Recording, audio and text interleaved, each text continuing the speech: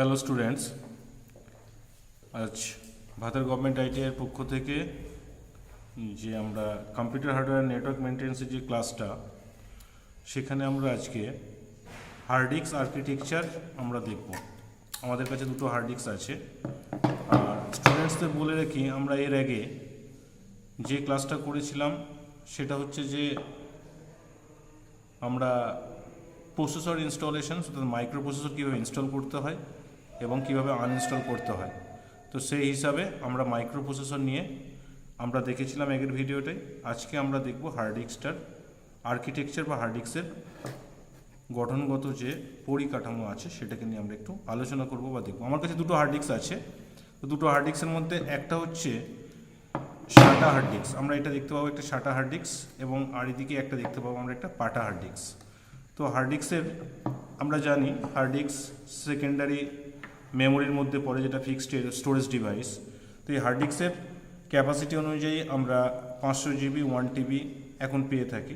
তো এই হার্ড ডিস্কটাকে আমরা খুলে একটু দেখব এবং হার্ড ডিস্ক সম্পর্কে আলোচনা করব।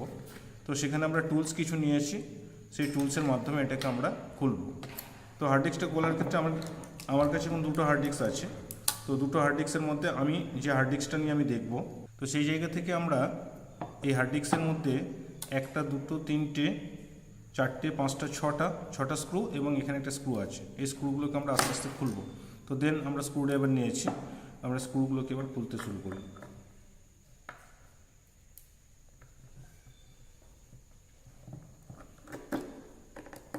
আমরা একধার থেকে স্ক্রুগুলোকে এভাবে খুলতে শুরু করব।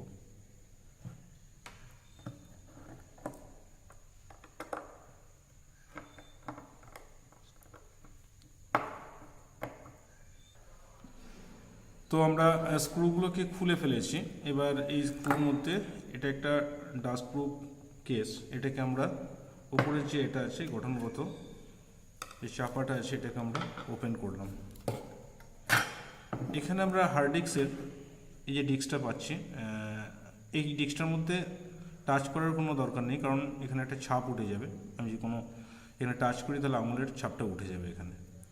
তো যে আর্কিটেকচার এখানের মধ্যে আমরা ডিস্কটাকে দেখতে পাচ্ছি, এই ডিস্কটার মধ্যে যে ডিস্ক অংশ এটাকে আমরা প্ল্যাটার বলবো। প্ল্যাটার, এই প্ল্যাটারের মধ্যে ডেটাগুলো আমরা স্টোরেজ করতে পারি। তার পাশাপাশি এখানে আমরা দেখতে পাচ্ছি এই যে অংশটা, এই অংশটার মধ্যে আমরা দেখতে পাচ্ছি এই যে মাথার কাছে এটা হচ্ছে হেড, এটা রিড অ্যান্ড রাইট করার ক্ষেত্রে কাজে লাগে। আর এটা হচ্ছে অ্যাকচুয়েটার, অর্থাৎ এটাকে আমরা বলতে পারি অ্যাকচুয়েটার আর্মস। এই অংশটাকে আমরা বলতে পারি অ্যাকচুয়েটার আর্মস। আর এর মধ্যেখানে যে মোটরের সাহায্যে ঘুরছে এটাকে আমরা বলবো স্পিন্ডেল। এই অংশটাকে বলবো স্পিন্ডেল। এবং স্পিন্ডেলটা ক্লকওয়াইজ অ্যান্টি ক্লকওয়াইজ যখনই ঘুরবে ডিস্কটাও তার সাথে সাথে সেরকমভাবেই ঘুরবে। তো এখানে হেড, এই হেডের মধ্যে আমরা যে জিনিসটা আমরা পেয়ে থাকি, যে হার্ড ডিস্কের মধ্যে ডেটাগুলোকে রিড অ্যান্ড রাইট করার ক্ষমতা রাখে, এবং এটাকে আমরা বলছি অ্যাকচুয়েটার আর্ম। এটাকে অ্যাকচুয়েটার আর্ম বলবো, এবং এটাকে আমরা বলবো অ্যাকচুয়েটার অ্যাক্সিস।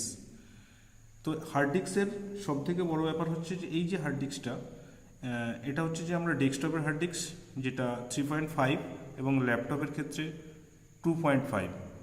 এই হার্ড ডিস্কের রোটেশন, অর্থাৎ হার্ড ডিস্কটাকে ট্রাকে, প্রত্যেকটার মধ্যে এই হার্ড ডিস্কের মধ্যে একটা করে ট্রাক আছে।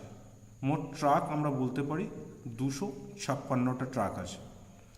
এবং হার্ড ডিস্ককে জেনারেলি ভাগ করা হচ্ছে ট্রাকস অ্যান্ড সেক্টরে। এই ট্রাকের মধ্যে, একটা ট্রাকের মধ্যে 512টা আমরা সেক্টর পাবো।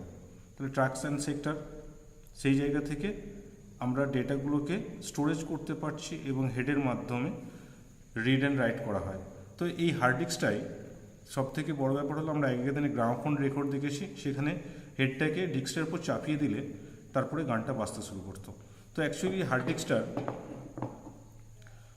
ডেটাগুলোকে রিড করার ক্ষেত্রে করতে গেলে সেখানে আমার সিপিইউ সিস্টেমের মধ্যে প্রসেসিংয়ের মাধ্যমে রিড এবং রাইট হয়ে থাকে। তো অ্যাকচুয়ালি আমরা হার্ড ডিস্কটাকে রোটেট করে দেখব।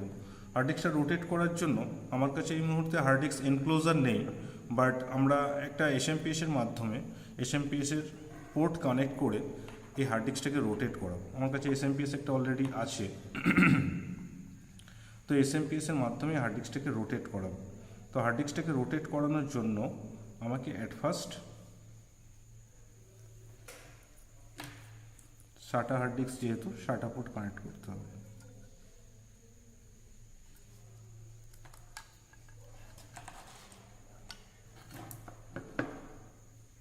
আমি SMPSটা কানেক্ট করেছি, যেহেতু আমার SMPSটা শর্ট করা আছে।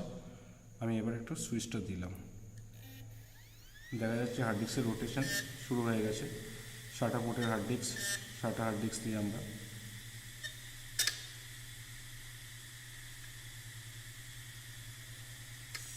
এই যে রোটেশনটা,